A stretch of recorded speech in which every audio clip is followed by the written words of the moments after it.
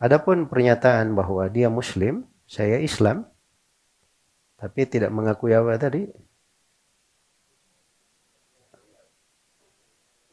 Kewajiban umat Islam berhukum. Ya itu apa gunanya kalau dia berucap Muslim, terus potongan yang lainnya kekafiran kepada Allah? Hah? Jadi itu sama aja kalau dibilang saya Muslim tapi saya kafir.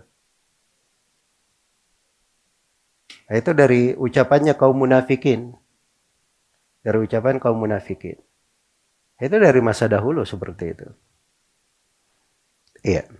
Ketika muncul orang-orang munafikin di fase Medina, kenapa muncul kaum munafikin di fase Medina? Nah, itulah kemunafikan.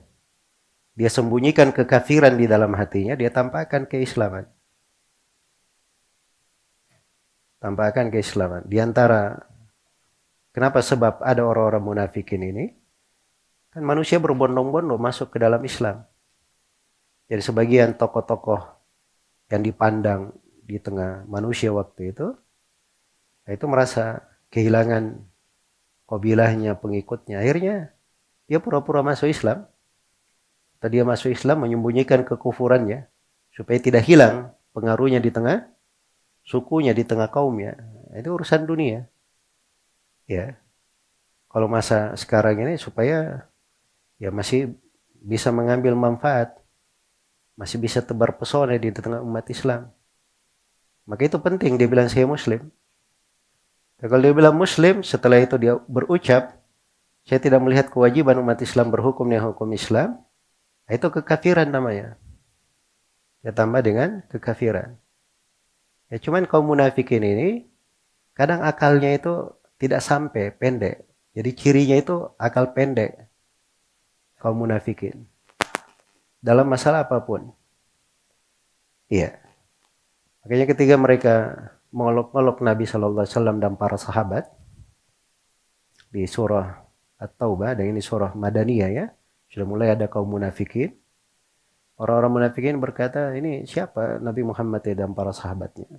Paling penakut kalau ketemu musuh, paling jago makan di ini, mengolok-olok Nabi dan para sahabat. Iya. Maka turunlah ayat, Qul abillahi wa ayatihi wa rasulihi kuntum tastahzi'un. Apakah terhadap Allah, terhadap ayat-ayatnya dan terhadap Rasulnya kalian mengolok-olok? La ta'tadiru qad kafartum ba'da imanikum. Jangan kalian minta maaf. Kalian telah kafir setelah keislaman kalian. Jadi itu ada namanya pembatal keislaman. Ada namanya hukum-hukum orang murtad. Dan itu satu pembahasan di bab fikih disepakati oleh seluruh ulama dari seluruh madhab.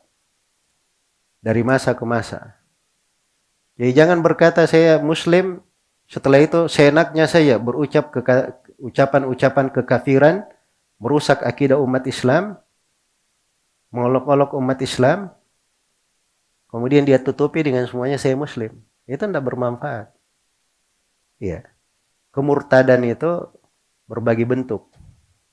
Berbagai bentuk. Itu hal-hal yang disepakati.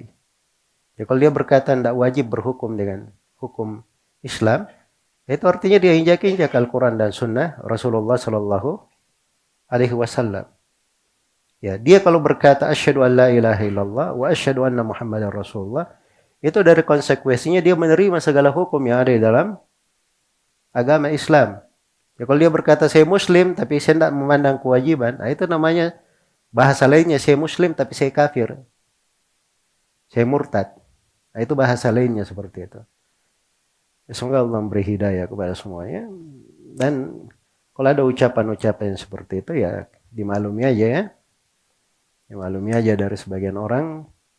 Nah, ini mungkin juga bagi umat Islam sebuah pembelajaran, ada hikmahnya. Barangkali seorang itu bisa belajar lebih bagus, belajar lebih mendalam tentang agamanya. Ternyata ada orang-orang yang model-modelnya seperti ini.